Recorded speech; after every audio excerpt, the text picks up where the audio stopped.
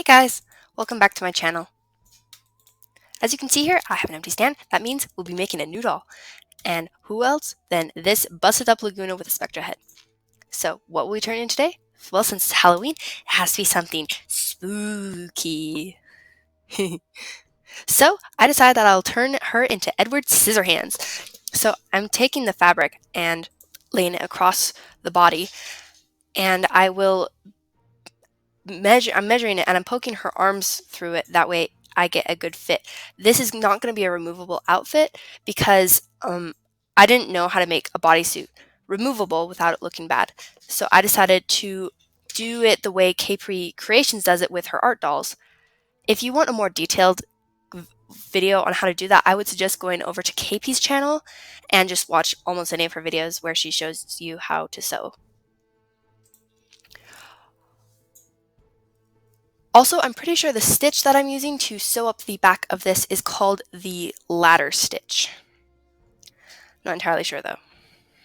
I'm using a Laguna body because I don't actually like working with Laguna's bodies that much because they have this weird sheen to them, pearlescent sheen, and also the webbed hands and arm fins are hard to get around, and they have holes where the leg fins are always missing.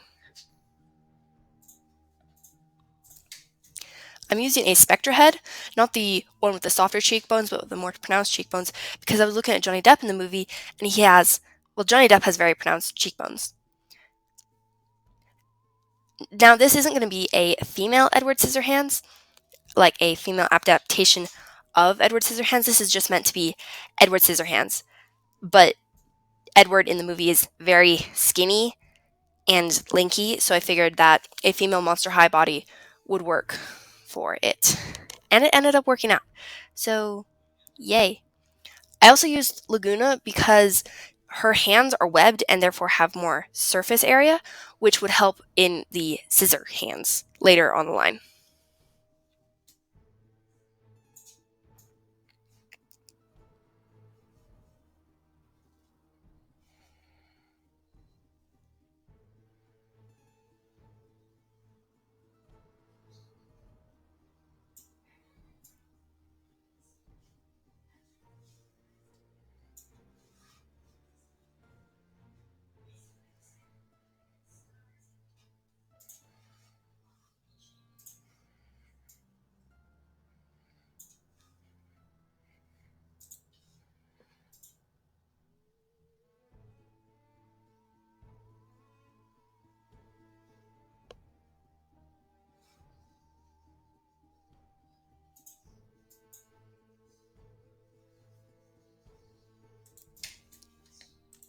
I'm now sewing up the sleeves. I cut out a little shape that most sleeves are. You can find them almost anywhere. And then I sewed it to the arms, and I had to make sure that the seam was kind of on the inside because I wanted it to look nice. So I'm just sewing both sleeves on, and I was measuring with both arms, but I also made some overlap for which to see to cover the arm joints because I don't want to paint him at all because paint can chip, and I wanted it to be totally seamless if it could be.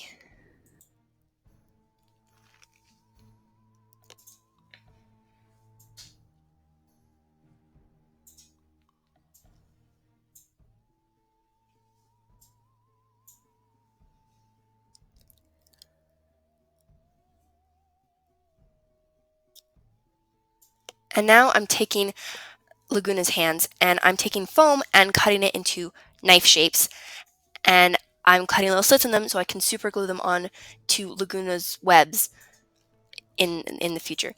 And then I'm going to cover it with aluminum foil so it's nice and shiny, and then make sure it's glued on and super glue it. And then I will, you can hardly see what I'm doing here. Sorry, it's hard when it's really up close. You only have very little space to work with. But as you see, I'm brushing on super glue and squishing the knives on.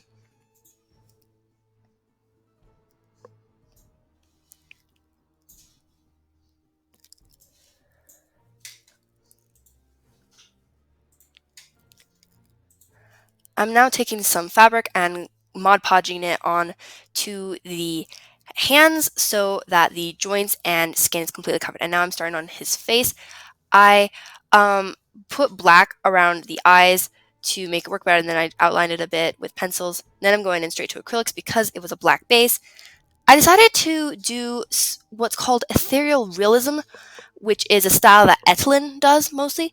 I decided this because Edward Scissorhands looks very sad all the time, and I think that Etlin's style makes her characters look sad in a cute way. And I'm drawing on his eyes with brown, and I'm drawing lots of scars with that pink pencil, but I'm not using Mr. Super Clear, so you can barely see it, and so I mostly did it with acrylics. And I'm cutting up his hair. I'm just taking yarn strands and unraveling them, as you can see here, and I will only unravel a few because I got lazy, and then I glue them to his head. I just take some Mod Podge and squish them on there. You want to make sure that they're completely dry before you do the parting wefts. The way you do a parting weft is you glue the weft on backwards, and then you